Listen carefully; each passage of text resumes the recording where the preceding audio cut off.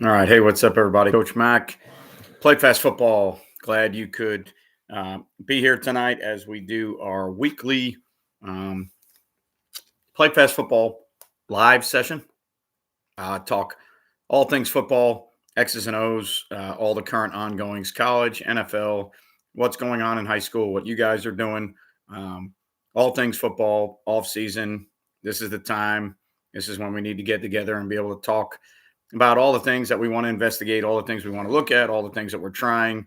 Um, to me, the start of the new year, after you get through the holidays, you get through Thanksgiving, you get through Christmas, you get through the new year, and now it's kind of, full steam ahead. Clinic season has already started. Went to the convention last week. We talked about that a little bit, but, now we are in full off season mode, full go. Probably the next, to me, at least the next 2 or 3 months are, kind of full theory ball, uh, talking to people about different things that they're doing, things you would like to try, things that you want to add to your systems.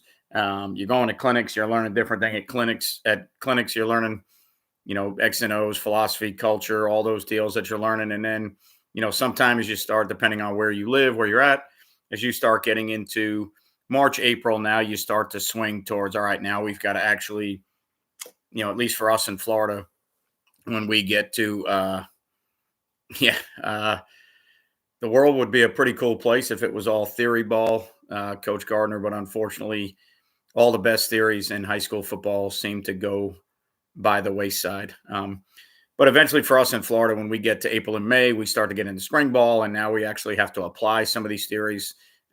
Depending on where you're at with your program, sometimes you're using spring ball to see if any of those new ideas stick, if you like any of them. Can you use any of them with your personnel? Can you get any mileage out of any of those things? While at the same time, you're still trying to teach things, you're trying to get better in the spring. So you don't want to waste a whole spring on, theories and things that you might be able to do. You would like to get to your base structures, get to your base fronts, your base coverages, talk about how you're going to fit things. If anything has changed in your fits, if you're changing your philosophy. For us, depending on what we decide to play. If we stay with our tight front stuff, there's, philosophically one change is we're probably going to read tackles with the four eyes and not guards. So that's going to be a change we have to make in the spring. But, to me, the way I always kind of break it down, January, February, March, that's kind of when I'm in theory mode and you're talking about things that you may want to do, things that you want to investigate. You're watching college bowl games, you're watching, maybe some NFL games to try and get, a grasp on things you may want to do, people you like. You're starting to investigate where you might want to visit, places you might want to go if you're going on staff visits. So to me, it kind of all kicks off once we start the new year and we get all those things going. It seems like, that at least is my schedule. I know for a lot of people, maybe their off season starts immediately, but for me, I like to get through the holidays. I like to unwind a little bit, and then start of the new year, that's when we are full go, fully at it. Don't know. I think the last time we talked, I know probably Saban had retired. I don't know if they had hired a coach yet, but um, in that world, when you're talking about what's going on in college football, I know I did a YouTube video last week, or a YouTube short at least, about it. I think it's pretty amazing when somebody is that good as a coach with the results on the field, and you get to a point where thousands of people are studying your system and what you do and your terminology, and your playbook is flying around all over the internet, and then you retire, and your mark on the game is so great that three other coaches get huge raises and more support from their school just because you retired. I know behind closed doors, people are going to talk about who was a candidate, who might have got interviewed, who might have got offered a job. Probably only the powers that be will figure those things out. But, we may never even know or find out who was actually offered a job. Maybe people were asked that permission to interview, but obviously the same agent was involved with probably every coach that was in the mix. So I think he had a pretty good handle on what was going on, and he was able to negotiate contracts and support. But there's not many times where guys retire from a place and guys at other schools are now getting locked into longer term deals and getting more money and support from their school just because somebody retired. So, obviously his impact goes well beyond Alabama football. And then you look at the transfer portal and guys that might be leaving because he retired before they even hired a new head coach. And then a new head coach comes in and guys still decide that may want to leave. So, obviously a different world that we're in right now with transfer portal stuff and what goes on in that realm. It's almost a second recruiting season in a way, but it is what it is. I don't think you can make much of a better hire than that when you hire somebody that's 120 and 19 or whatever he is as a head coach. Took Washington to the championship game in his second year there. I don't know how you can say that he won't be successful at Alabama. Whether it's pressure, recruiting to me is recruiting, whether it's in the Southeast, the Northwest. Yes, you have to have connections, but if you can build a roster at Washington and take it to the championship game, I feel like you can recruit. Why would you not be able to recruit at a place like Alabama with everything they have to offer? So it should be interesting. Should be good deal. And then Jed Fish goes from Arizona and takes the Washington job. And then they go out and hire Coach Brennan, from another, Western-based school. So, a lot of movement that's gone on the last couple of weeks. And to me, as football coaches, the only thing we can look at is how what systems are going to change. I think now, obviously, at Alabama, you're going to want to look at how they're going to throw the ball, what they do on offense, because now it becomes, not going to say offense based, but obviously Coach DeBoer's an offensive guy. He's an offensive mind. They do a great job with what they do. So that'll be interesting to see what they do at the quarterback position, what they do in the passing game. If that changes recruiting for him at all. But, that's kind of the gist of what's gone on from that landscape the last week or so, probably since the last time we talked. So, all that's over behind us. Everybody's got to move forward now. So, it should be good to get into the off season. It should be good to get into, I know there's a lot of clinics going on the next couple of weeks. A lot of guys probably going to clinics, trying to figure out what they want to do, trying to figure out if they want to add any wrinkles. Yeah, I've heard nothing but good things, Cody. I mean, I can only judge by things I've watched. Obviously, I love their style on offense. I love some of the things that they do on offense to, generate explosives and move the football. And, obviously they did a great job with Michael Penix. So anybody that's,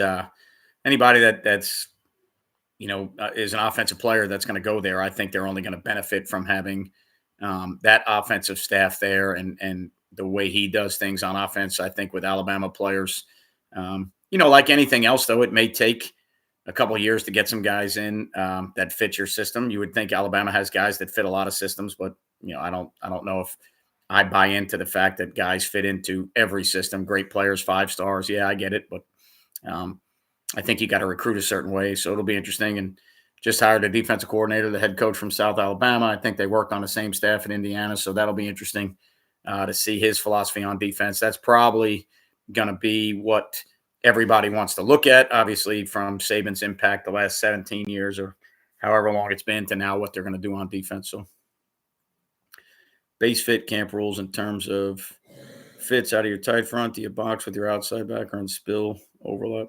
Yeah, we spill overlap inside, box with the outside guys or the safeties. Try and get the middle safety to run the alley. So we're trying to send the ball to him all the time. So his fit usually becomes between the inside backer and the overhang or the force player. Sometimes we have to slow the backside guy down on the overlap. If the middle safety is running the alley that hard, sometimes we have to slow the backside backer down a little bit because we don't want all 3 guys necessarily over the top. There's times where, depending on certain schemes we're facing, there's times where we might let the backers fit really fast on the spill overlap and play the middle safety behind them, sometimes formationally, sometimes schematically. The one issue we got into early on was our backers we're so fast, everything with the middle safety run in the alley, that cutback became a little bit of an issue at times. So we've had to slow down the backside linebacker a little bit, but we certainly front side backer that's in the C gap on flow to him is trying to spill things um, a little bit wider. We don't like boxing back to the other inside linebacker. I feel like we could probably get it fit if we boxed it back to the inside linebacker in the middle safety. But traditionally for me, I'm always trying to get things spilled out towards the overhang and then get the overhang to send it back into the quarter safety or the extra fitter, coming from the third level. So that's kind of how we fit everything in our base deal. Camp rules would definitely be spill. Overlap would depend on the play of the middle safety. I would say if my middle safety is really active like he was the last 2 years, and I feel like he's going to be front side a bunch, running the alley really hard, I may have to slow down the backside backer. We've gone back and forth on that. But we've also gone back and forth on, I guess, what some people would call layering their fits and letting the kids play a little bit more and react to what they see. You're obviously always trying to get the ball to free hitters and extra defenders, but gaps change, gaps move. They're all over the place. They're constantly in a state of flux. So, and then your kids, sometimes you're trying to spill it, but you get kicked and you don't get it spilled. So I think kids still have to have the ability to fit things on the fly, especially from the second and third level. But that would, from the tight front, that would 100% certainly be where we would start. We would start with a spill overlap.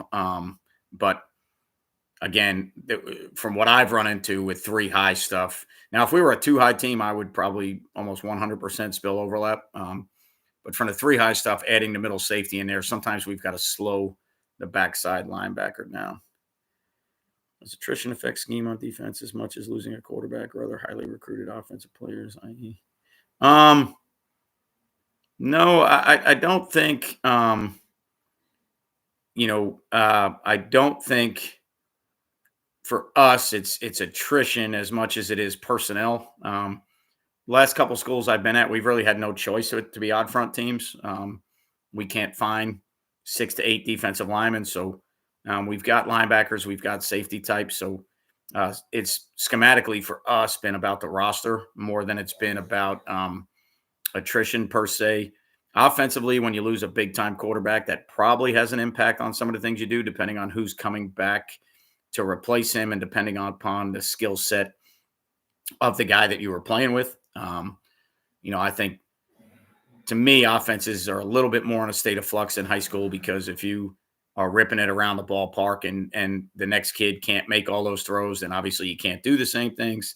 I think defensively you can stay in a system for a little while as long as it fits the roster, whether it's odd or even.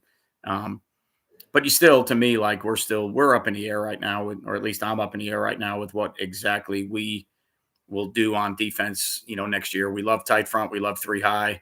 I love all the issues that it creates, not only the tight front issues, but the three high issues it creates for teams. I love having a guy that can close the middle of the field while we still play, our base middle of the field open quarters concepts. I love the rotations that you can get from the three safety positions when they're all kind of starting on the roof for the most part, as opposed to your 4-2-5 or your three safety defense where one of them's a nickel and he's down, 90% of the time or whatever it may be. So with all those guys being kind of up and back, and, there's a lot of three deep insertions that I like, but at the same time, we've got to figure out what fits our roster.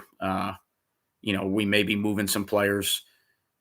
There may be some offensive guys that maybe were starters at one point in their career and maybe not going to start based on, what we had at that position. And now maybe we need to use them on defense. So it'll be more about the fit of the roster and what we want to do. It'll always be quarters based if I'm doing it. That's what I do.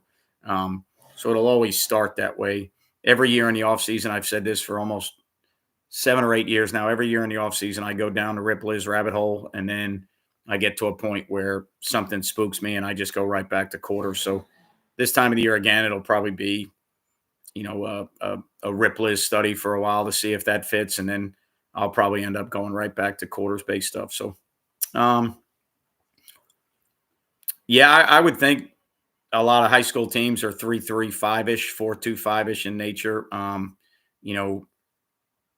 I'd love to be, I think the other thing you're going to see, I asked a question on the Sunday night chat, trends in football, and somebody brought up a good point that even fronts may be making their way back because of so many tight end sets that you're seeing. I'd love to be four down. We were 4-2-5 almost verbatim, alignment wise and coverage wise.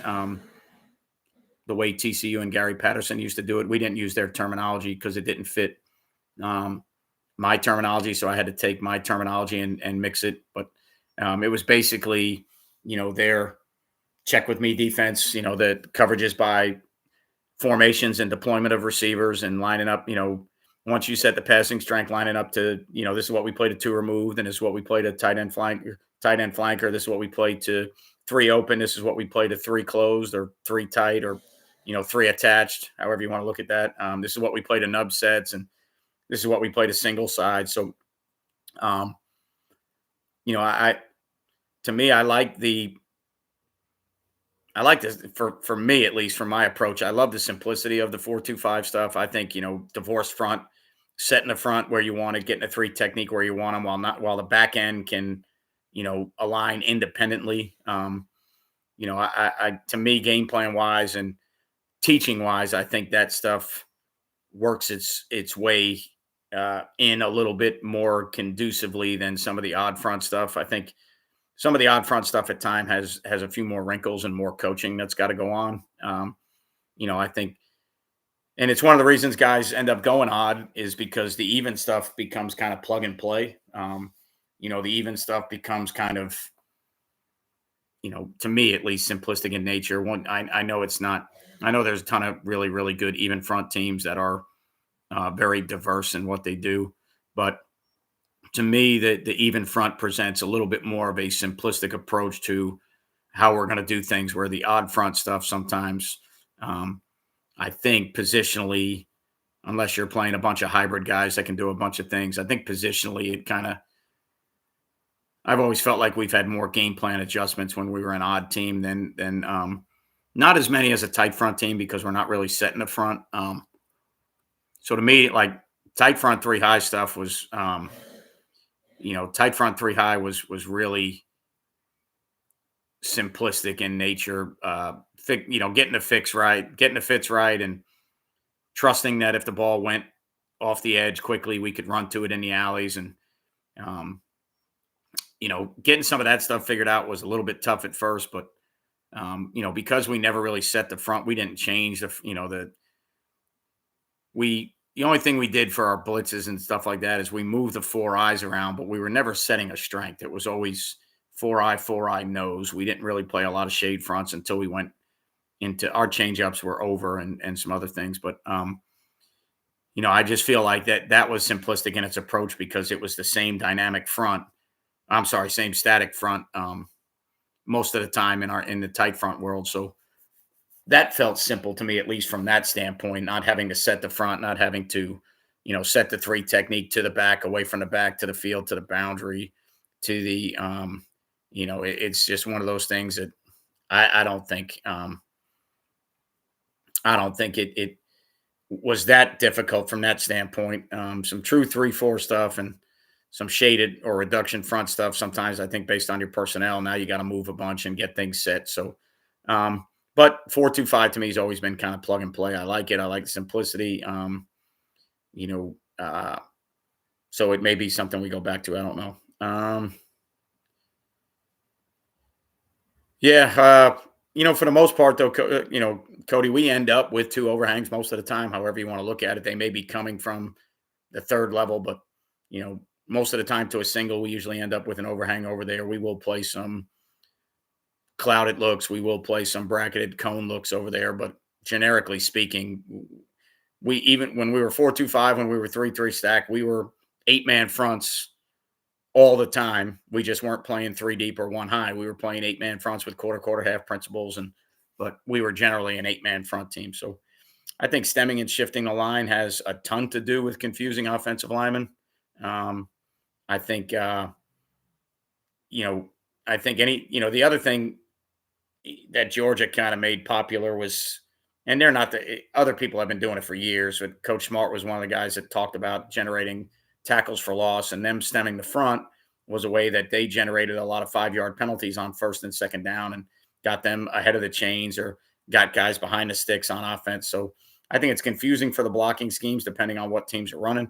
Um, I think the movement kind of freaks guys out a little bit at times, depending on what they're doing. Um, and I've always thought in high school that, the group you need to attack all the time is the O line. I've always felt, that way. And it's not a talent deal. It's not you know, there's no good O lines out there. There's a ton of really, really good O lines out there. But I always felt like in high school, getting after, and I think everybody does it at every level if you can, is getting after the O line, making them uncomfortable with calls and, um, you know, blocking assignments and run game and pass protection. I think that's, to me, the way you go after offenses. Because if you can do that, you're going to affect the quarterback. You're going to affect, what the coordinator's calling. So I always like to kind of challenge the O line. Yeah, we trap the single at times, but I don't like the run support from that look. So, in Saban terminology, it would be cone probably. We call it Indy simply because of our terminology, but um, basically bracketing the one and playing off the release of number one, and then you get an extra defender. So, one outside, the corner's got to earn a scholarship, and the safety becomes extra. One inside, the safety can cut him, and the corner becomes extra. I just don't like the transition of the eyes from declaring the coverage off the release of number one to then being a fitter in the run game or an extra in the passing game. So we do it. Certain situations, it's usually a call for us, or it's usually a part of a teaching process to let the kids know when we would, no problem then, when we would want to trap somebody. We talk about run support. So we, down and distance maybe, but we don't like doing it from the field a bunch. We like doing it more to the boundary because I worry about the run support over there. We'll do it at times if we're getting like running back wheel stuff. If we feel like we're getting like slant rail or slant wheel or snag wheel based on a split of the number one, we'll do it. So now that, if one releases inside and the safety cuts him, then the corner can then help he can help the backer on the wheel. I don't really like switching between the backer and the corner for, in those terms. I would much rather have the backer trying to carry the wheel with help from the corner if you get an inside release by number one. On looking at splits and what they try to do where the back is set, just things like that. But it's for us, it's just one of those deals where we carry it. It is a call for us to the single. It is a mechanic in our defense. We just don't do it a bunch because I'm not comfortable with the run support. Our fourth rusher is a spy late add-on. So we try to let our four eyes win wherever they can win versus hi-hat stuff. So we don't tell them that they have to ricochet outside and create contain. We tell the fourth rusher that he's the contain player. So depending on the type of kid it is, there's been times where we've let him add on if he sees, a hole in the protection, or, if you get a team that kind of half slides and the guard turns really hard to the nose and the tackle's locked on the four eye, we feel like we can add him there. But camp rules, we start with him just more as a quarterback spy. He's more of a pull-up contain player. If you think about like sprint out bootleg rules, he's more of that pull-up contain guy than he is a fourth rusher. Camp rules, in theory, I wouldn't consider him a fourth. Now, I've talked in videos before about the fourth rusher and whatnot, but camp rules for us, I don't think fourth rusher is the best term because he's not an automatic rusher. He's more of a spy. I like to keep him there for screen. I like to keep him there to be in the way a little bit of shallows and picks and rubs and things. So, he's not a true fourth add-on for us versus hi-hat. He's more of a game plan / quarterback spy deal for us. Camp rules, how we teach it. When we start in 7-on-7 or in the spring and we do it, he's just extra mirroring the quarterback, keeping eyes on the quarterback. We'll do some drill where we make the quarterback leave the pocket, and I got to make sure that that guy knows how to mirror and pull him up. So not conducive for your offense all the time in 7-on-7 because it's actually 8-on-7, but he's not really involved in the coverages. He's a spy, but we got to get that kid understanding what he needs to do. And then there's times where we don't even play with the mic. We just teach the mic how to play will so that we're getting uh, more bang for our buck, more mileage out of what we're doing. We're teaching the mic how to play wills coverages because the mic for us, outside of our spot drop 3 deep stuff, when we drop 8, the mic's not involved in our split field coverages when we are playing our 3 high stuff. So, with which player, Cody? We've done it with the nose at times. We've done it with the nose at times. We've done it off pressure at times where we've tagged. We've tagged some of our 6-man hots with sit calls to where to where we taken the edge players, and if they get mesh in the run game, then they keep going. If they get drop back pass, they sit and kind of expand, trying to get under tunnels and screens out there. So we've done it in our pressure package at times. We've done it with the nose at times. Camp rules, our linebacker doesn't get any tags. He doesn't get anything that tells him. The only tag he gets camp rules wise is he gets an extra call so that if they're 4 strong, we put him into the push of the coverage, and we make the will the backside inside linebacker. We make him the spy player. So we just make an extra call for us. But for the most part, the mic, game plan wise, we don't have camp rules now. We don't have tags that we add on now. There may be certain weeks where, we tell him what we're looking for a little bit more than other things. We always tell him to look for lineman out. If he's the, for us, I guess Cody basically should say camp rules, it's spy. That's kind of what I would think it's more akin to spy in camp rules, but we don't tag that. We don't, we build it into how we teach it. But we've never tagged him to add on in a specific spot. If we add him on, we add him on the way we want to add him on. I've never tagged a specific place for him to add on. So camp rules, I guess the tag would be spy. We always are alert for screens at that position. That's one of the things he's got to understand as a spy. He's got to, have a feel for, all right, linemen are getting out. There's no longer a need to be here. I probably need to get out underneath some screens and some other things. I would think as a spy, he should be on draw alert. If he's a really good football player, or at least a savvy football player, he should be.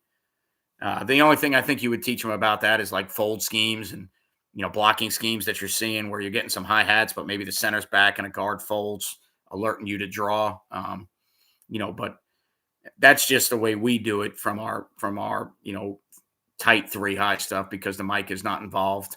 The only time we switch that is if it's 4 strong. If it's 4 strong, we make an extra call and we push the mic into the coverage and we take the will on the backside because, to me, the theory would be if they got 4 strong, I need 5 on 4. If they got 4 strong, they can only have 1 week. So I'm good with 2 for 1 back there. I don't need the will underneath any of those drops. There are times though where, because we lose, if we go extra and we lose the will in a drop, there are times like one of the tags we certainly had at times was anytime there was 4 strong extra, we would play the cone bracket deal on the backside. And it was one of those situations where if we lost the will in the drop because he became a spy, sometimes our guys would make like cloud calls and the corner would jam number 1 inside, but there's really no inside hook to curl defender with the safety over the top. So that wasn't good for us. If we skied it and put the safety down, if he got out too quick and one got across his face, we didn't really have. Now, the will is kind of in that window per se, but he's not involved in the coverage. He's not dropping anywhere. He became the spy because we pushed the mic extra. So there were times where if we had an extra call, we had to alert, cone, bracket, trap, whatever you want to call it on the backside so that if we got an inside release by 1, the safety could cut it and the corner would become extra because we were kind of losing the will in the drop. Just, some of the things that to me, those are things that kind of work their way through and you get burned once or twice with something. And then you figure out, okay, well, shoot, I can't do that. If I'm pushing the mic strong and the will's got to become the spy and I'm switching their jobs, but I'm not telling the mic to drop where the will drop because it's 4 strong. So I'm dropping them or pushing them to the 4 strong side or flooding the 4 strong side. That now becomes a little bit of an issue to the backside. So, but again, things that through experience, what you end up learning is there's things that are going to pop up that you need to get beat by, hopefully in the spring, hopefully in 7-on-7. And then you go back and look at your rules and some of the things you do, and you go, all right, well, heck, this is an issue now. 4 strong, extra, wills the spy, probably can't play certain coverages to the backside, or at least we have to talk to our kids on the backside about playing that coverage without a will. We have to explain to them that the will's gone because he's a spy. He's not in a drop. So that just comes with experience. Hopefully, if your offense that you practice against is good, they can rip you up in 7-on-7 a little bit, which is good for you to kind of figure some things out, figure out what's good, what's shitty, what you're going to need help with, what you can get away with, what you can't get away with. So that to me is just live and learn. Have thick skin and get your ass chapped a bunch of times and, figure it out from there. Right. That's, to me, that's the best, the best learning experience and, the best situation for adaptation or evolution is being in things that get ripped and you start figuring out, all right, well, we can't be in that. There's no way we can be in that. So, to me, it's kind of live and learn, trial by fire, trial and error, all those things. So we've kind of figured those things out throughout the course of playing split field coverages and middle of the field open calls and 3 high defense using a mic as a spy and then having to change, the mic to the will. So, again, every defense has issues. Every coverage has issues. You just got to figure out what they are and how to avoid being in them all the time so that the offense, when they figure it out, you've got to have change ups. You've got to have other things that you do, to kind of get you through and figure out a different way to attack things. But, the video I did this morning, I still believe offense dictates everything to the defense. I know that defenses can be more aggressive in nature. I know that defenses can do things to kind of dictate or force the hand of the offense, but I still believe that the offense dictates everything to the defense. They're choosing formations, they're choosing tempo, they're choosing shifts, trades, and motions. They're ultimately choosing run pass. So to me, the offense is still dictating. And, I talked about at least what I think are things that all good offenses are doing, or at least things that I think guys should try and do in their offensive deal. It doesn't have to be in a system. It doesn't have to be one particular way of doing things. I talked about, to me, the first thing is you have to be able to change tempo, right? So even if you're a hurry up, no huddle team and you want to play a million miles an hour, that's fine if you can change tempos up. If you snap the ball a million miles an hour on every single down, I don't think that's good. Personally, I think the defense gets in a rhythm. I think the defensive lines get in a rhythm. I think they figure out a way to communicate their calls when they need to. I think they figure out when and where they can substitute. So to me, you need to play with tempo, but tempo means changing paces. You need to play with different tempos. You need to, play really, really fast at times. You need to slow down. You need to have check with me. You need to have freeze or double look calls. You need to be able to fake look to the sideline. After you have a couple of your check with me's where you're up on a ball, you don't snap it, you look to the sideline to get a play. I think you have to be able to fake that. I think all offenses should play at multiple tempos, even if you're coming from the huddle. If you guys ever want to look at a good NFL deal, is a lot of NFL teams have multiple tempos from the huddle, coming from the huddle, and that's something that you can investigate. I think you've got to be able to use shift, trades, and motions. I don't think you have to live that way. The example I gave were, the Matt Canada offenses, especially in college, where it was exotic, unbalanced looks, and there were guys moving on almost every snap. And I'm not saying you got to go that direction, but I think you have to have the ability to shift, trade, and motion and make sure that the defense can handle shifts, trades, and motions. I think the Cowboys the other day did a poor job handling motion and got ripped a bunch when the Packers were motioning. So, the Dolphins have done a bunch of great things this year with the fast inside and outside motion. So I think you have to be able to carry those things. You don't have to live in that world, but you got to be able to carry those things so that you can, make sure that the defense is sound. That's how you stress people out. It would be um, one of those deals to me. Like if you wanted to stress the defense out, shift trades and motions and making sure they can handle it is another thing to check on. It's like a checklist for the defensive coordinator. Let's make sure he checks all these boxes. All right. So, being able to handle the different shifts, the different trades, the different motions.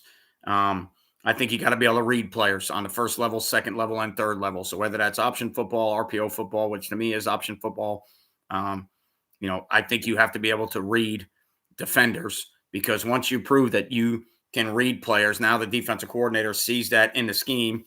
He now knows that he has to account for that, whether it's quarterback in the run game. If it's quarterback in the run game, if it's throwing the ball to the flat on RPOs, if it's RPOs off an overhang, if it's third level RPOs trying to bang posts or glance routes. Once a defensive coordinator understands that the quarterback is reading something, I think it slows the process on defense down a little bit to where they now have to account for all those things. So if I've got to talk to guys about being fast to the fit, slow to the fit, got to talk about guys being, hang players, hold or fold players, right? So if you're to the side of the back and you're to the side of the mesh, you're more of a hold player. If you're away from it, you can fold a little bit quicker. So, at least when I'm watching film, that's one of the first things I'm looking at is, at the mesh point, where are the eyes of the quarterback? Do I think that's some type of ride? Do I think that's predetermined? If it's predetermined play action, I feel a little bit better. If it's RPO'd, it kind of stresses me out a little bit. If they're reading 3 techniques or 5 techniques, it stresses me out a little bit because I got to make sure our option principles are sound. So I think you definitely need to read defenders. I think you need to have a vertical run game, regardless of the system. I don't care if it's trap, belly, ISO, zone, gap schemes. I think you need to run the ball downhill between the tackles. I know getting the ball to the edge in high school sometimes is, I think getting the ball to the edge sometimes guys feel like they get more explosive plays. But I think if you really want to stress the defense, the ability to run the ball between the tackles vertically at people kind of stresses defensive coordinators out. Yes, I agree that quarterback action is important, and great action will stress defenses if your O-line can match the action to what they're doing. I think sometimes in high school, the O-line doesn't match the action of the quarterback, and it's kind of depending on what teams are reading, it's kind of a dead giveaway sometimes when you're trying to do certain things. But I think the quarterback can certainly hold players in a run game when you're a shotgun team, stressing to him that he's got to carry things out so they account for him. In the old days, we always had the quarterback boot from all his, from boot or drop back pass off of all of his exchanges when he was under center, because that holds backside defenders for an extra second or two. So before there were shotgun read schemes and guys were under center, you only had a couple ways to handle the backside. You could zip it with a fullback. You could boot it or fake boot it to hold them, or you could bring a receiver in motion and have reverse action off of certain run game things to hold the backside. So, now that guys are in a shotgun, quarterback becomes a runner. Now, if he's carrying things out and using the action that you're talking about, I think you can hold players a lot longer. I think, to me, one of the things that's gone away that I think you still need to be good at is quick passing game, intermediate passing game. Especially in high school, I don't know if you can protect drop back passes all the time. Having a quarterback go through certain progressions in high school and not only understanding the progression, but getting to the third and fourth read while he's upright and on his feet, I think can be tough. So I think RPOs kind of replace quick game in my opinion, at least from what I've seen. And I know when I was calling plays, sometimes I got away from quick game and I was into more of the RPO deals. But I think quick and intermediate passes, I think, need to be part of the package as well. I think play action shots should be part of the package. 7-man protections, throwing a ball downfield to dudes that can get open and stretch the field. I think you have to prove to defenses that you can do that. If your vertical run game is that good, then I agree the action is going to freak people out. So I'm a bigger fan of play action shots than I am a drop back passing in high school. I am not a huge drop back proponent in high school football. I think it's tough to protect. I think it's tough to get the quarterback to go through proper progressions. I think if you're using any option routes or routes that might change based off coverage, I think that gets tough to teach. The flip side of that, guys will argue with you all the time. You have more time to work on a passing game. You have more time to throw the ball. So in the offseason, it's legal to do those things. So you can spend more time doing them. But I think you can be very effective on offense in high school when you don't need to carry a ton of drop back passes. That's me. I think you need to move the pocket. Perfect example from that was the Texans game with the boot throwback. They got into a formation that dictated or manipulated the coverage, and then they had a guy that was responsible for the quarterback player. So they got heavy boot action. They got Stroud out by himself. He could set his feet, threw it all the way back across the field. Defenses want to pressure. They want to have certain pressure paths, sims and creepers and everything else that goes on. And, you want to be able to change the launch point. You want to be able to change where you're throwing it from so they can't attack the same dot all the time. You can't let defenses go after that same dot, that same spot within their rushes and their games and their twists and their stunts. You got to make them be able to account for the pocket being moved. And then I think you need to be a good screen team. And to me, a good screen team screens when they want to screen, not when they need to screen. I think you got to be able to throw quick screens. I think you got to be able to throw tunnels to receivers. I think you got to be able to throw running back slow screens. And if you have an effective fullback tight end, then I think you need to do some either middle deals or, double screens with a middle screen to where you're drawing all the attention outside and then slipping a middle screen underneath to a tight end or a, sniffer, tight end, hybrid, whoever that guy is. I know for me as a defense coordinator, when teams can screen you and they're willing to screen you on different downs, that kind of freaks you out sometimes. So to me, it's all, I think it's all about dictating to the defense the things that you want to do because you're on the offensive side. And when the defense is trying to be aggressive and dictate to you, that's where some of those things, move in a pocket, pressure, read game, quarterback runs, zone reads, dashes, things like that. I think those all tie into people pressuring because they have to account for a lot of different things in the pressure. So I think that's how you can still stay on top of things, in my opinion, and dictate to people as an offensive coordinator.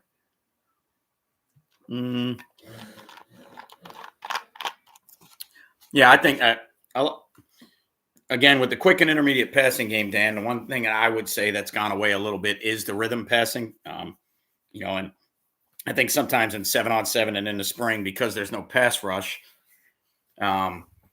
you get kind of baited into throwing a ball down the field, and the quarterback's got time. If you're going off of 3 counts or 4 counts or whatever you're going off of, and he's got time to progress and go through all those things. There's no traffic. There's nobody in his face. You don't have to move the pocket. So I think you kind of get baited and you get bored a little bit with your quick and your rhythm passing game. But when you get into game situations to keep the sticks moving, to stay ahead of the sticks, taking access throws, being able to throw hitches and stick routes and spacing routes underneath, I think that's kind of gone away a little bit. And,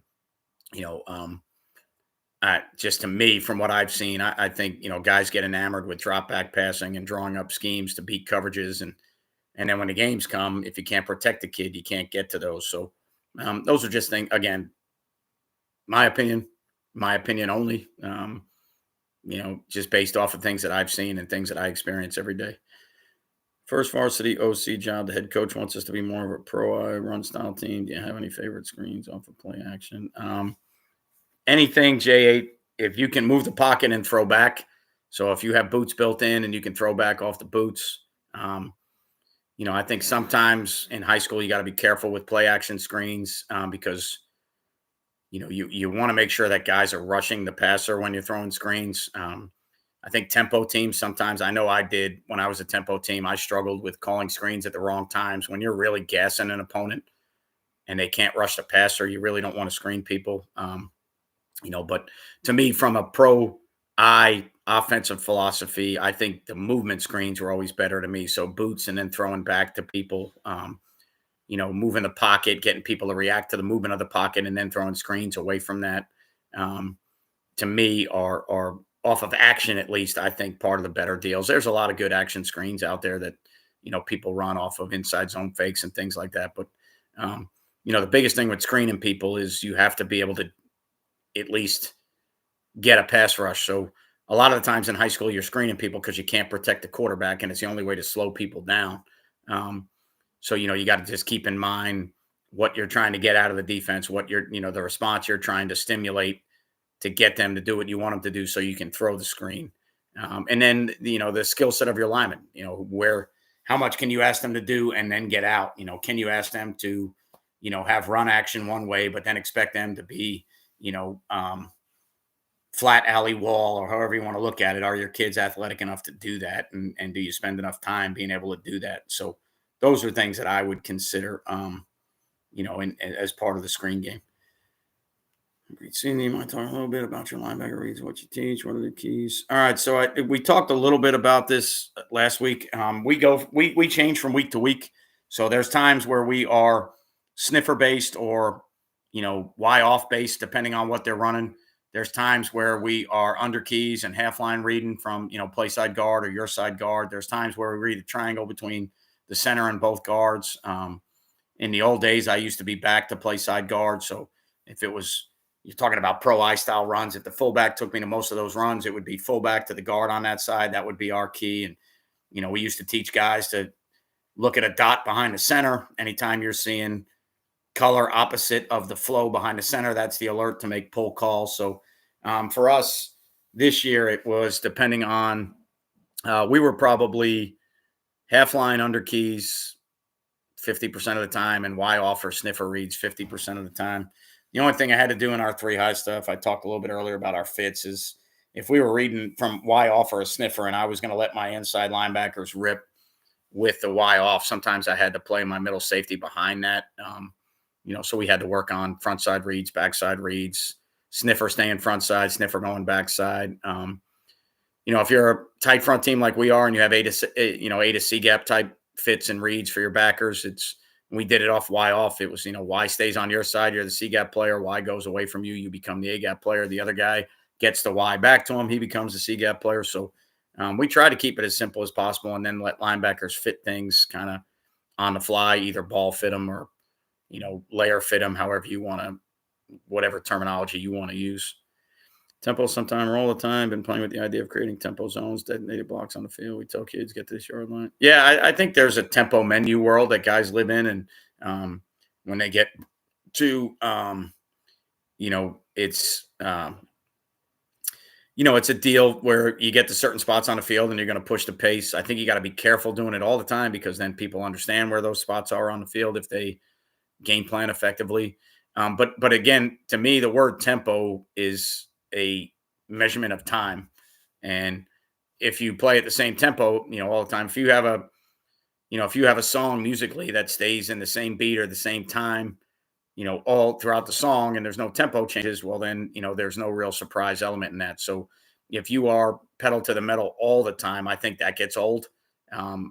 If you're a huddle team that doesn't change the tempo, I think that gets old. I know Coach Saban talked about how different it was for Michigan coming from the huddle, and they had to see formations later than they normally do. And, I get part of that too, but a team that comes from the huddle with the same tempo all the time, I think that's a little bit ineffective for the offense too. So being able to change the pace at which you play, I think, is the biggest and toughest thing to the defense. It's tough for get-offs. It's tough for, rhythm of how guys are getting lined up. A lot of defensive guys like to rest in between snaps and be careful when they put their hand on the ground and when they actually get in their stance. So, if you get them out of their rhythm, you're talking about stems and moving the line. Well, one of the things that can mess with stems is how quickly or slowly you play. So, you're rattling plays off at a really good clip, and they're trying to stem. They got to stem really early. Then you come back and freeze them, and they stem, and now they've showed you to stem. So, to me, the change in tempo is the way that you have to approach things. It's not just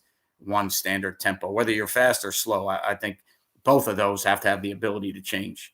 On it down out block, is he triggering downhill hard, or is he still stack track and fullback? If we're reading off sniffer stuff, Y off stuff, and we get that guy away, we're going as fast as we can to the A gap off the nose.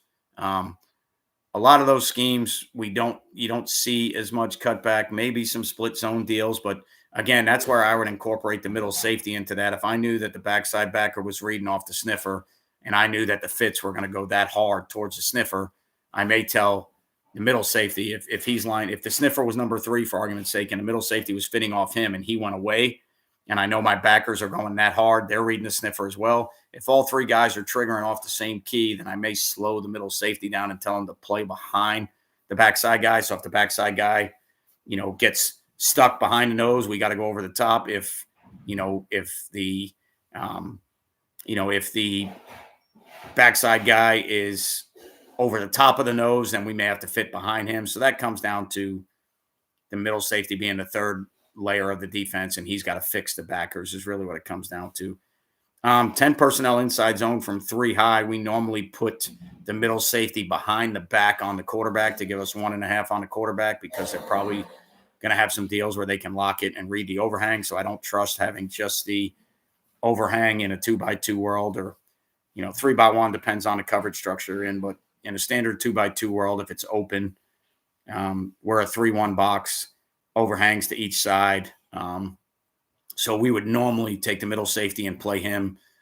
You can probably look at it as stack track fallback with him as well, because he's going to end up fitting behind the running back. If the nose does his job and the Mike does his job, the ball's got to either go back behind the 4-eye, or it's got to bounce to the front side, where you should have an overhang that most of the time you're figuring won't be read. There are some teams that cross read from, so the back is on the left and I'm, RPO people on the right. I haven't seen a lot of good teams do it in high school. There's only one or two teams I've seen in the last 3 years that have been able to do it to us effectively.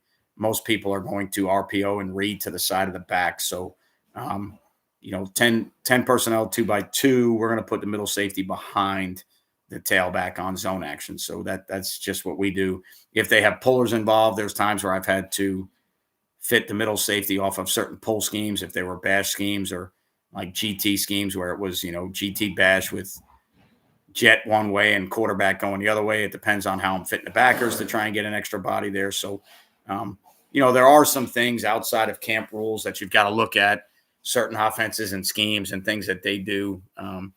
Try not to change the rules all that much if we can, but from the three high perspective, we've got to tie the backers. Deepwater, you are welcome, sir. You have got to tie the backers to the fit of the middle safety, if that makes sense. So, it's one of those things where it's, again, that took me a little bit to figure out. I had to kind of get ripped by some things early to figure out what I needed to do with the middle safety and where I need to fit them based off what the linebackers were keying. Early on, when we were making sniffer reads, all three guys were running like heck everywhere the sniffer went, especially if the sniffer was the middle safety's number 3. And we got beat a little bit getting too fast to the point of attack. So we had to, trial and error, learn the hard way. We had to figure some of those things out, but it worked out pretty well for us. Again, I love the three high stuff. I love what we do. I love how we do it. I just don't know if it fits us next year. And third year at the school that I'm at, people now know that we're tight three high. So I think we need to be a little bit different in our approach this year. Also based on the roster, I think we need to be a little bit different. To me, the one static thing is we're a middle of the field open quarters based team. That's what we do. Yes, we close the middle of the field, but I just think that's always going to be who we are as long as I'm doing it. So, those things kind of stay consistent year in and year out. But, if we could mix some more fronts in and play three high. Last year, we tried to play 4 down, 3 high. I like it at times. I don't like it at times. We run every pressure we got, Cody, out of 3 high. And then what I try to do within the families that we create is I try to create pressures where by design of the pressure in the family, they know who the hot players are. They know who the middle third. So originally, the first year that we did it, our 6-man hot pressures were, we run a bunch of 3 deep, 2 under, a bunch of eyes, a bunch of hot coverage. We changed this year though, Cody. I'll tell you what we did that was actually pretty good to us is we we went to kind of the Brian Flores house blitz um, methodology of how we taught those guys. So I never liked 3x1 in our hot pressures. I was always scared of bubble. I was always scared of getting outnumbered to the bubble in high school. So what we actually did was we changed to where our two underneath players lined up off of their number two with kind of man demeanor playing with zone eyes, or man integrity playing with zone eyes, if you want to look at it that way. And then our deep middle safety lined up off of number three.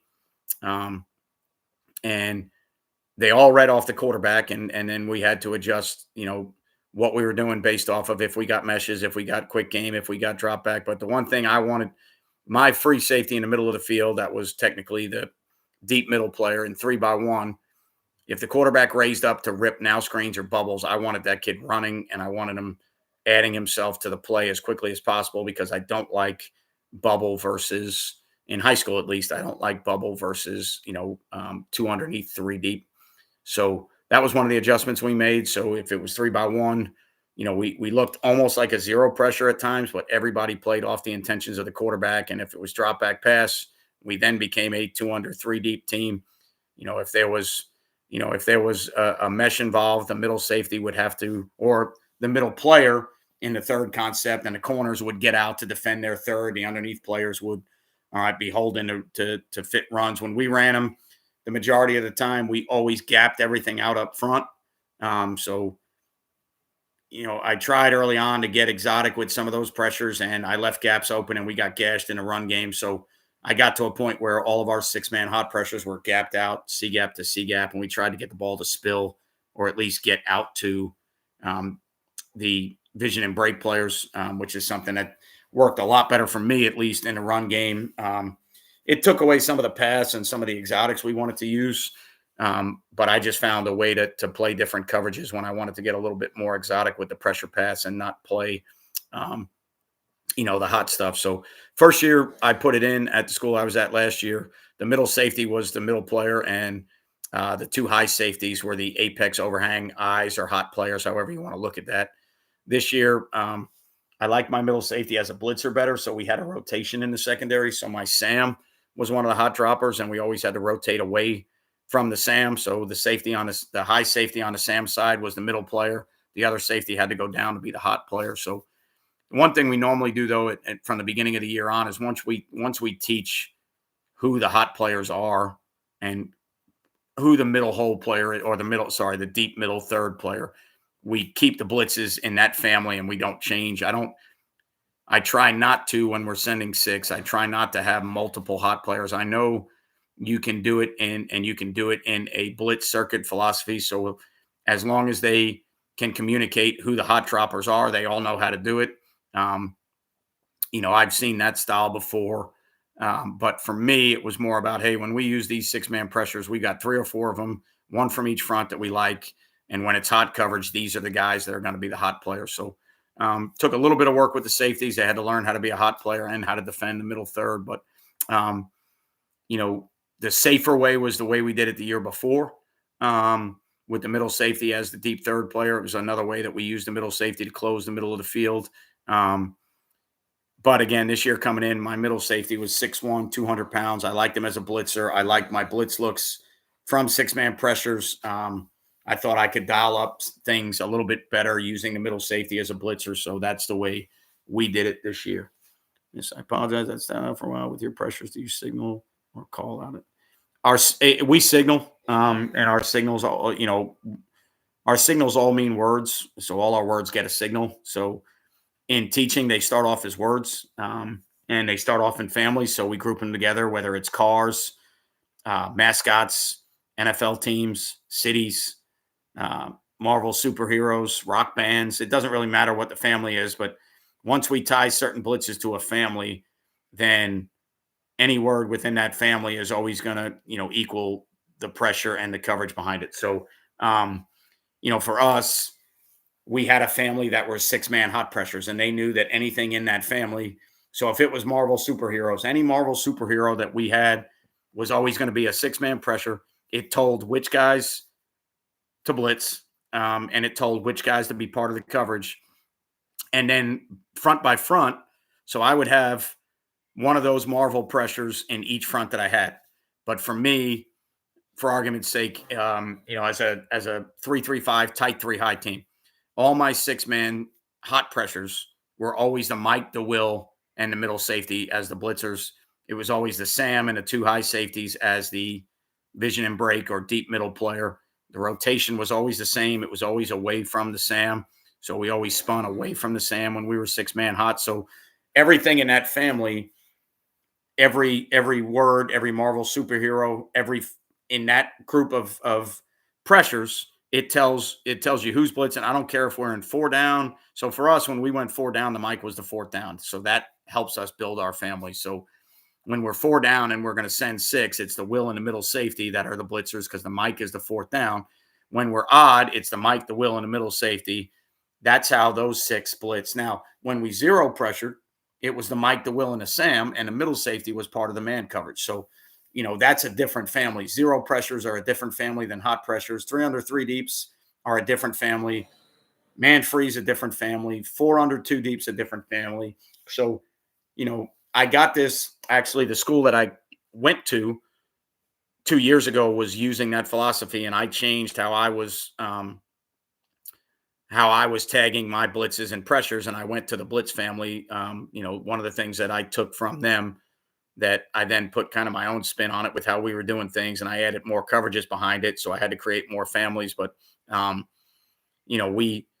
we got to a world where we separated all the families by coverage. So one group of names was 3 under 3 deep, one group of names was man free, one group of names was 4 under 2 deep, one group of names was zero, one group of names was hot. So that's the way we did it. And as far as the tempo is concerned, it made the communication a lot easier. So as soon as the family, and which was a signal, right? So it could have been that, it could have been whatever. It becomes a signal because you don't just want to yell things out. If you use the same blitz 4 or 5 times, you don't want to yell it out. We try to get our kids to see signals and not be yelling out the calls all the time. Although, most of the time, like most coaches have experienced, not everybody looks at the signal, they don't get the call, and then everybody starts yelling and echoing the call. I'd much rather them get the call and be in the call than worry about hiding the call from the offense. But camp rules, everybody looks at the sideline, everybody gets the signal, everybody knows what the signals are, so we don't have to do that. So that's kind of what we did. Depends on which Dan you're talking about. Our conference just changed. So now that our conference changed, I don't think he's at any of the schools that we play, but that was always a deal. Like with the YouTube stuff too, everybody used to say all the time, aren't you worried about everybody knowing what you do or knowing how you do it? They have film. They know what we run. They know what we play on defense. So I don't really worry about that as much. If you think Marvel superheroes is one of my blitz families, then you probably don't give me enough credit. It's one of those deals where, yeah, they're blitz families, but cars, rock bands, Marvel superheroes, are those any of my families? Nobody knows. So, I very rarely on the YouTube side of things, I very rarely tell you what I'd call things. I'll tell you philosophically what it is, but I'm not going to tell you exactly what we call it. Come on. So go ahead, get your camera time, Spice. So that's just for us how we do it, right? So, I do worry about teams getting it, especially when we were on offense. Like if we were running power read 10 times a game, I didn't want to be yelling out what the call was. So even on offense, we made everybody get a signal. We tried, we went to the line with the quarterback a little bit, and we did like everybody else did. But I'm kind of from the standpoint, I know when you watch, obviously with Michigan stealing signals, quote unquote, if they did or they didn't, everybody talks about, when you're huddle film, you don't want your filmer filming you, signaling and all that stuff. And my philosophy has always been, I want my kids to know what I'm doing and what we're doing first. If the other team can figure it out, how long do you coach a team where your kids are screwing things up 8 weeks into the season?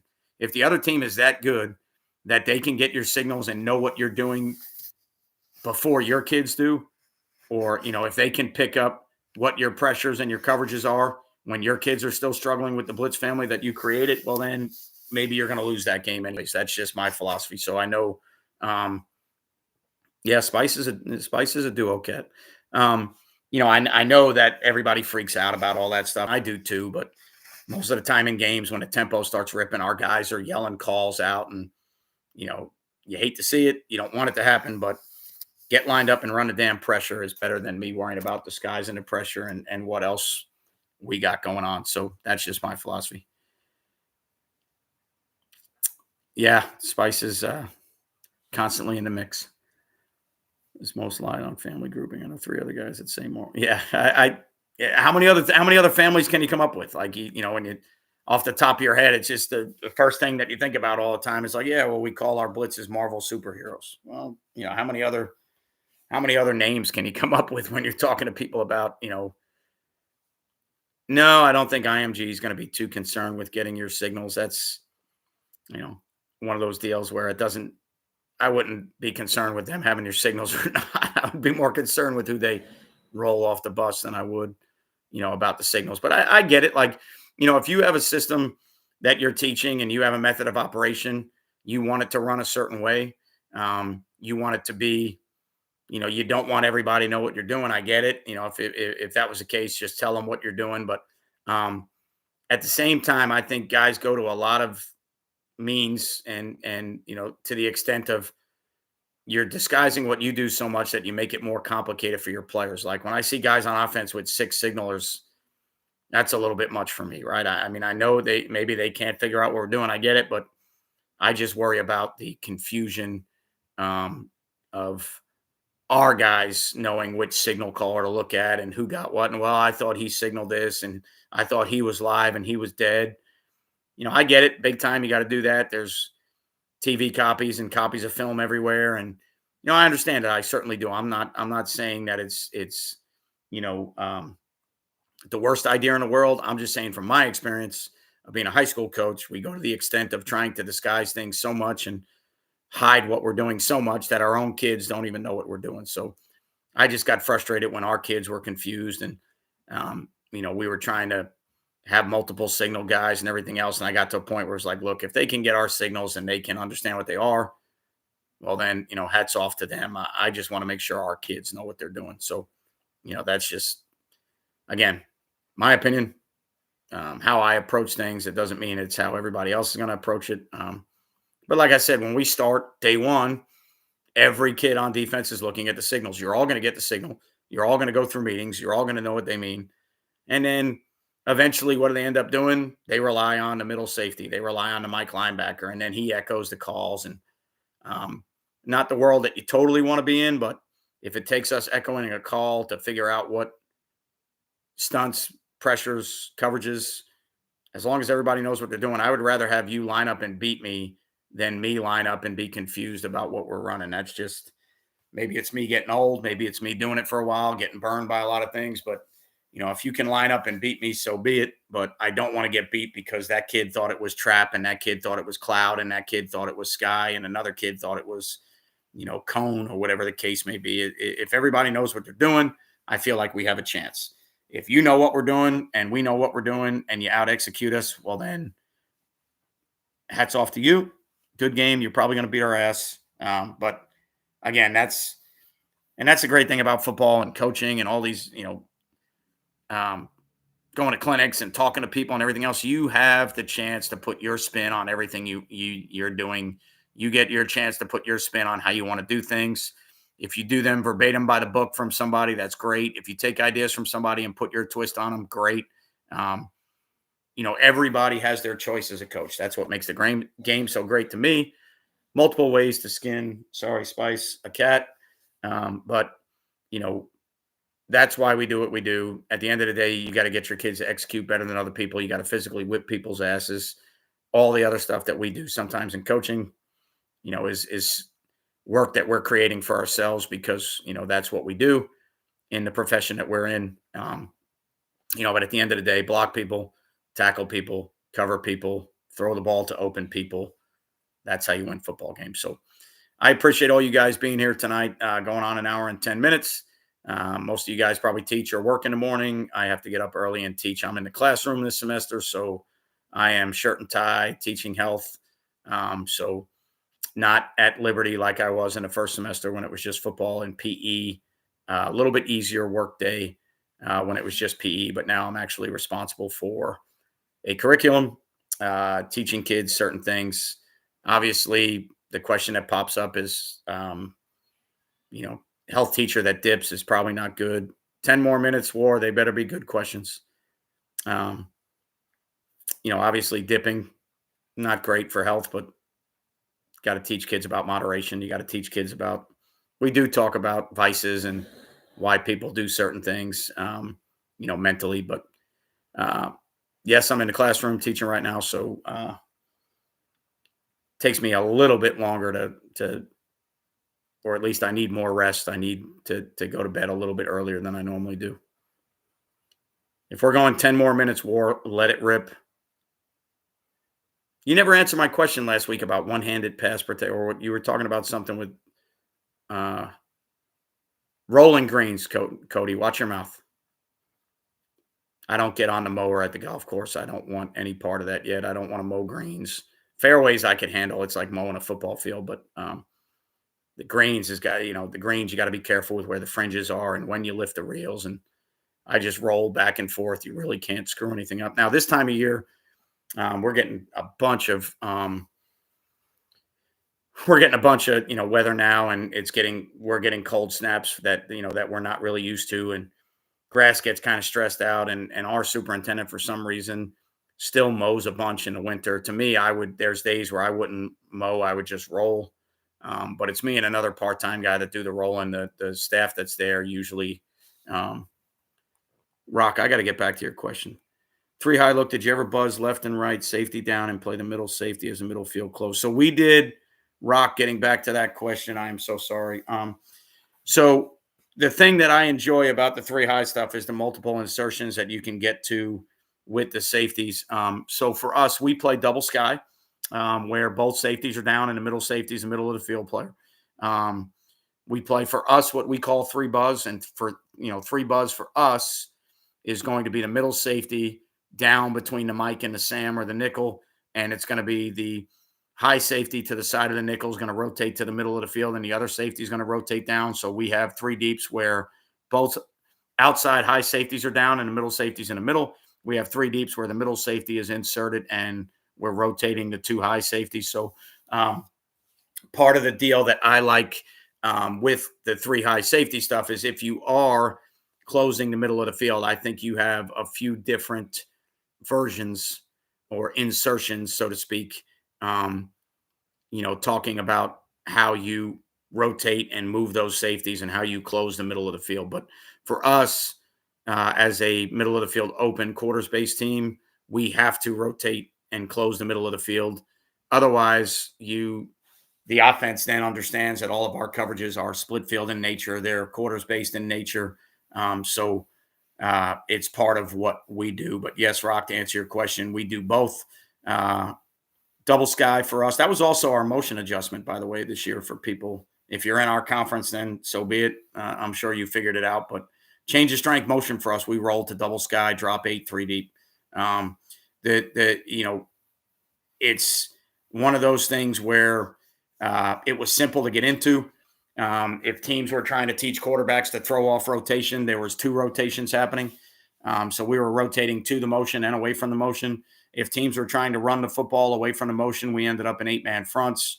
There were some people that would get us at times in the passing game when they knew that we were going to single high. And our fits, we lost the middle safety in the fit at times, when he goes to become a middle of the field player. So fits got funky a little bit at times, but that was actually one of our motion adjustments that, standard change of strength motion, regardless of formation. We went to a double sky look. And just using length as a guard or center to buy time to get depth. That's a nice theory.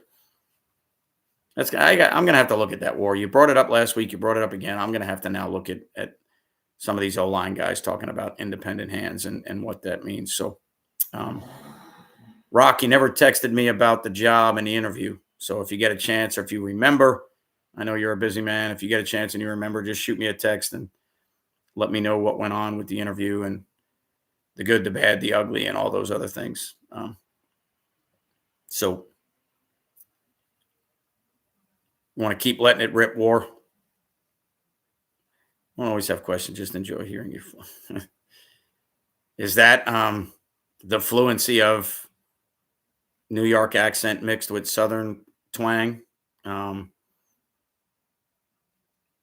my vernacular now that is 20 some odd years in the South and 20 some odd years in New York, or um, the fluency of the rambling bullshit that can come out of my mouth sometimes.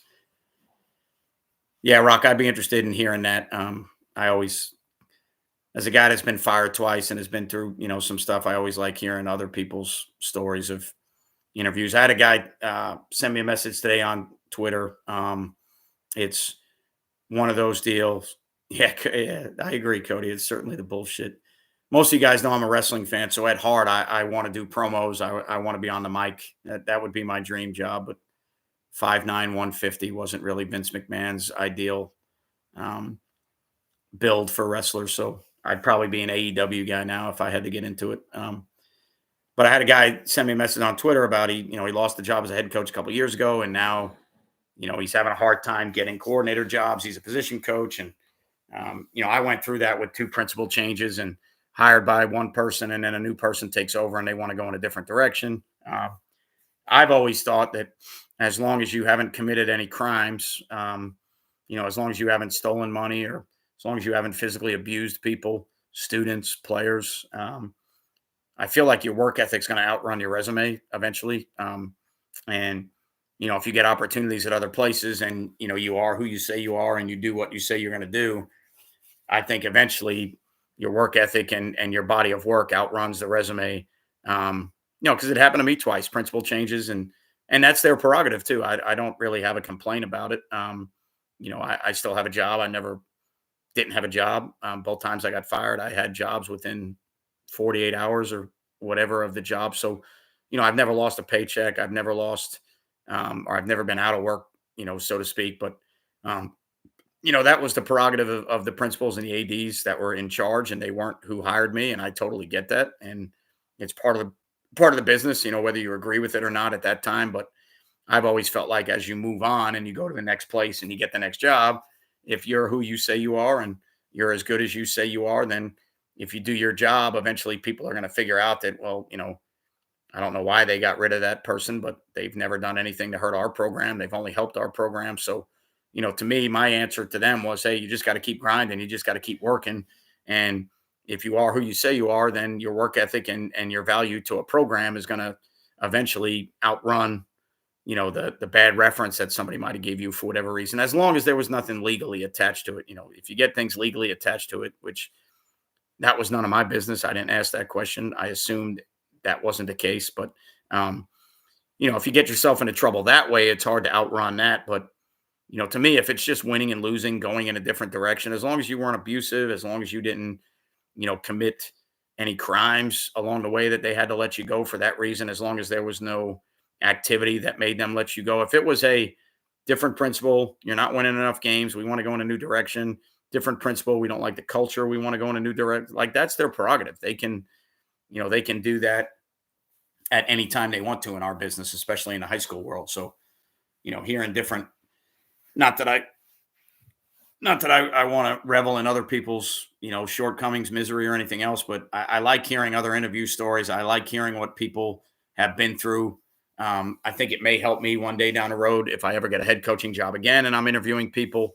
Um, I like to hear about what went right, what went wrong, what coaches thought went wrong, questions that they thought should have been asked that weren't asked, the questions that were actually asked. Um, so it's always, to me, it's always about learning. It's always about growing. It's always about moving on. And, whether or not I'll ever be a head coach again, I don't know. I kind of like my life right now. But I like hearing those stories. I like helping people if I can. When people ask me, hey, I'm interviewing for a job. What do you think? I give them my opinion. So, unfortunately, when it's my friends or people that, I want to see do well, I don't want them to have horror stories, but, I think through every story comes a learning experience, at least in my opinion. Greetings from Australia. I'm a DC for a club team here. In Australia, I get it max 6 hours with my guys each week. Out of our 12-week season with an 8-week preseason, which teaches fundamentals, how many concepts do you think is too many? I carry 8 with 4 tags and 4 coverages.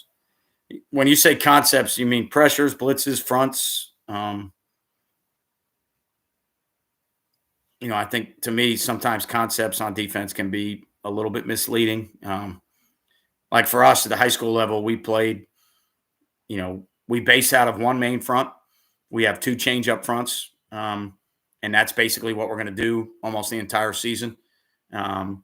Within our pressure packages, we have one for each family in every front. So we've got a 3 under 3 deep from all 3 fronts. We've got a 4 under 2 deep from all 3 fronts. We've got 6-man hot from all 3 fronts. We've got 0 from all 3 fronts.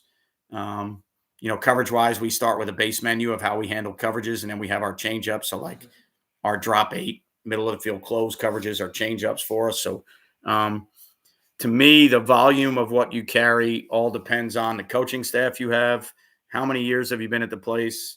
How many returning players do you have? What is the knowledge base of the players that you have? The more consistency you have on the staff, the more guys that know what you do, the more you can carry. The more returning players you have, the more you can carry. And it's a constant state of flux because guys graduate, guys leave, your roster changes, coaches leave. But to me, I think how much you get done, depends on how effective are you. If you had 3 things you did and nobody scored on you, I would never do a 4th thing. How can you teach it? How much time do you have to teach it? Can your staff teach it? To me, those are all the things that I would be looking at. And do you need it? That's probably I would say the biggest question or dilemma for football coaches all over the country at every level is how many things do we like and how many things do we need? There's so many things that we fall in love with that we like, but do we really need them? Is it part of our package? Do we need it to defend somebody? Do we need it to win games? So to me, that's kind of the question or the dilemma all the time. I don't care if it's offense or defense. It's both sides of the ball. And it can be special teams sometimes too. It's like, all right, what do we do well? What do we need to do to win? What do we need to do to protect what we do? And then all these other things that I like, do I necessarily need to do them?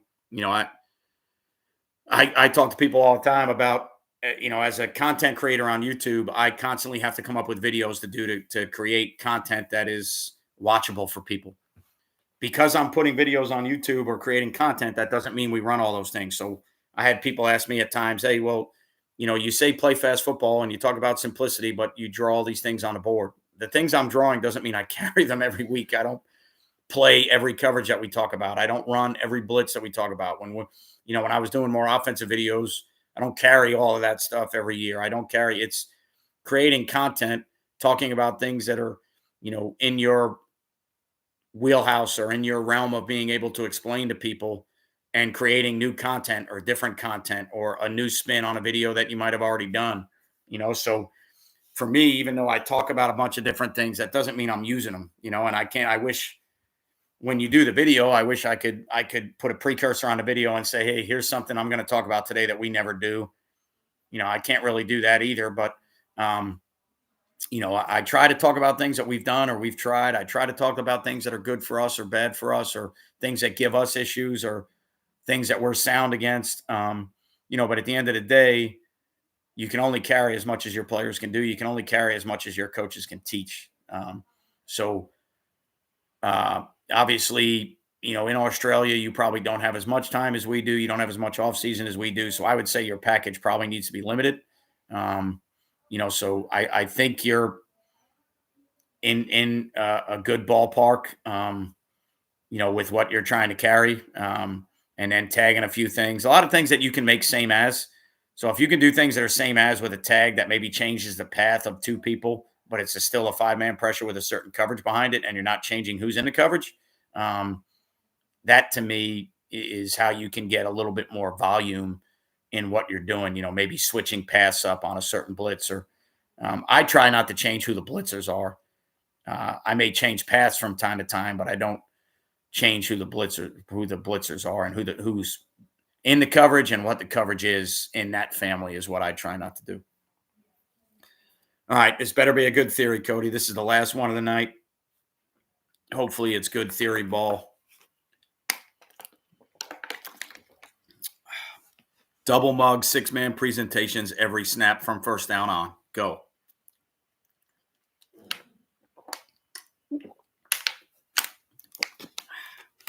Health teacher drinking water. Actually, thank you for tuning in from Australia. I think it's amazing. Your love of American football and bringing it to international levels to me is absolutely amazing. The fact that you search for information on the internet is amazing. And I thank you because without you, I wouldn't be able to do what I do. So thank you for being here. I don't know what time is it in Australia, or maybe I don't want to know because if it's like 2 a.m. or something like that, you probably belong here because you're afflicted with a sickness. But if it's 2 or 3 a.m, you should probably go to bed. Maybe it's 8 a.m. I don't know what time it is in Australia. I do know my favorite golfer was Greg Norman growing up. I know that.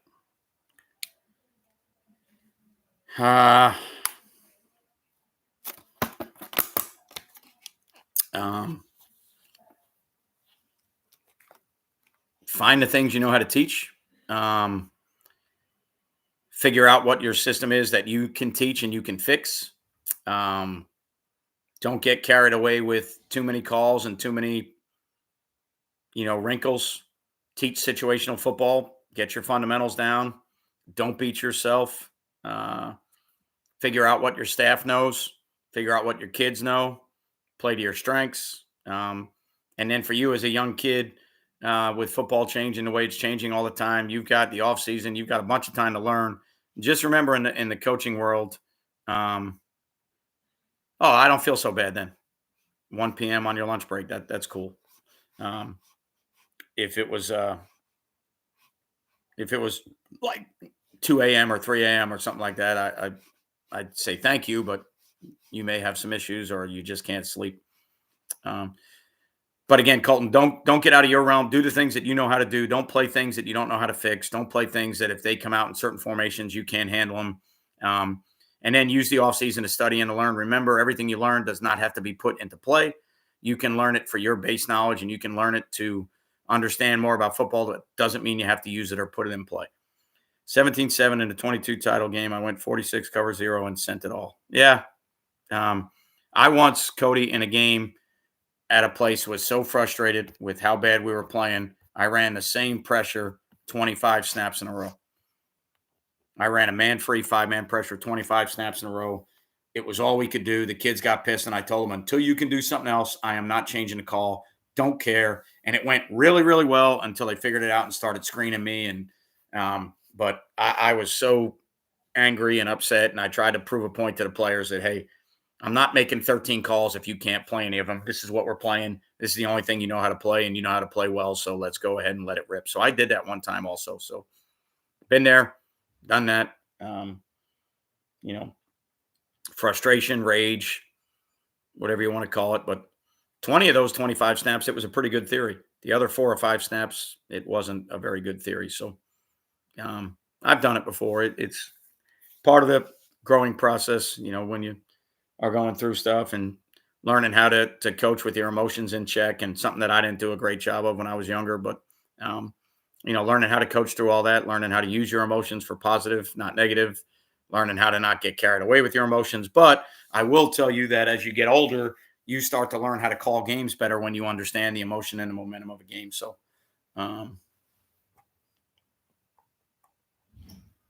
do I have any tips for a new safety? Yeah, run really well and be able to tackle. Just kidding, Zach. Obviously, safety is a difficult position. You're tied to run fits at times, but you're also tied to coverages. My deal for somebody playing safety is understand your limitations, know what you're asked to do in coverage. If there are rotational deals, to me, the safeties need to be really smart players. So understand your playbook, understand your coach's terminology. To me, corner is physically probably one of the toughest deals on the field. Safety, to me, mentally becomes one of the toughest deals because our safeties have a ton of rotations in our pressures. And I ask them to be on a hash mark, but I also ask them to be down as force players and fold players in the run game. So physically and mentally, I think safety can be a challenge. So you're going to have to know your playbook. Um, obviously, you're going to have to be physical enough to be in the run game, but you're going to have to be athletic enough to cover people. Um, and you probably have a lot of skills that you're going to need to master. So you're going to have to be able to play some man, whether it's catch man, and you don't have to worry about press, or you can play some off man stuff. You're going to have to be able to do those things. But you're also going to have to be able to rotate in coverages and play high on a hash mark. So, the biggest thing to me, I tell players all the time, if you know what you're doing and you can tackle people, you'll find a place to play on defense all the time. If you're physical and you run around and you can learn a playbook, you'll always find a place to play. Any advice for a brand new coach just starting out at the freshman level? No coaching experience, just played in high school. Good luck. I think there's a lot of experiences you can draw from a player, how you were coached, how your coaches treated you, that, you start off there, how you're going to treat players, how you're going to handle practices, organization, having answers for kids when they ask questions. So again, don't get carried away with schemes. If you don't have answers for kids, do the things that you know how to do the things you're comfortable with now. Knowledge comes in time. Scheme changes all come in time. It's one of those things that, you just gotta, you got to work your way through. Obviously, you're fortunate enough to get a coaching job. You don't have any coaching experience. At every level of everybody's hiring, at some point when you get hired as a head coach, you've never done it before. It's like being a parent, right? There's all kind of books and videos, and then you have a kid, and it happens, right? So whether you're a first-time coach, never coached before, if you're going to stay into coaching, well, this is your learning curve. This is your first-time coaching, right? So everybody at some point is a first timer, right? It's your first day on a job. You graduate college and you get a job. You're new to that job. So everything is new for everybody at some point, right? At some point in the NFL, they have to hire guys that it's their first head coaching job. Somebody has to give somebody their first head coaching job, right? Their first coordinator job. A lot of times when it comes down to experience and guys say, well, he's never been a coordinator before, he's never been a head coach before. Well, somebody's got to hire him. He'll never be one until somebody hires him. So you can't be afraid to be the first. Somebody had to be the first to hire Saban. Somebody had the first to be to hire Belichick. He had to be the first to make him a coordinator, the first to make him a head coach. So somebody's got to be the first out there, because everybody starts somewhere. So, again, you've got to be comfortable in what you're doing. Schematically, you've got to understand what you're doing. No problem, Colton. You've got to be, again, schematically, make sure it's things you understand, make sure it's things you can teach, things that you believe in. The kids will figure out real quick if you're doing things that you don't believe in. Be true to the kids, be true to yourself, teach a way that you want to teach. And again, I base everything off experiences as a player. So everything I do as a coach is based off of how I was coached as a player. I have things that I like and things that I don't like. We're all different from that manner. As a player, I was not someone who wanted to be babied. I didn't want to be coddled.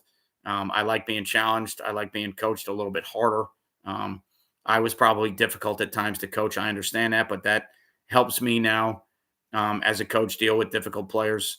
It's just one of those things that, when you're young, when I was young, I'll tell you the mistake I made. I wanted to run every scheme known to man and prove to people that I can coach. That was my biggest mistake. We were good at nothing. I tried to show people how many things that I thought I could do at a young age and how smart I really was. And at the end of the day, I was actually pretty stupid, because we had nothing to hang our hat on. We had nothing that we did well. We were a hodgepodge of 15 different things, and they all sucked. So it took me about a year to figure that out, a year or two to figure out that, hey, we need to go in a direction. We need bread and butter. We need to hang our hat. So, but welcome to the coaching profession. Hopefully you stick with it if it's something you like. But take care of your players, take care of your coaches, be good to people, do the best you can to take care of other people. I know our business has gone to shit with, transfers, recruiting, film exchange, just a bunch of stuff. Everybody needs to win. Everybody likes their job, right? So at the end of the day, you got to take care of yourself. But this used to be a profession a long time ago that kind of took care of each other when they could. You tried to beat somebody's brains in on Friday or Saturday, but you didn't do anything out of your way to, ruin somebody else's existence. And now we're kind of in a world that we live in today where,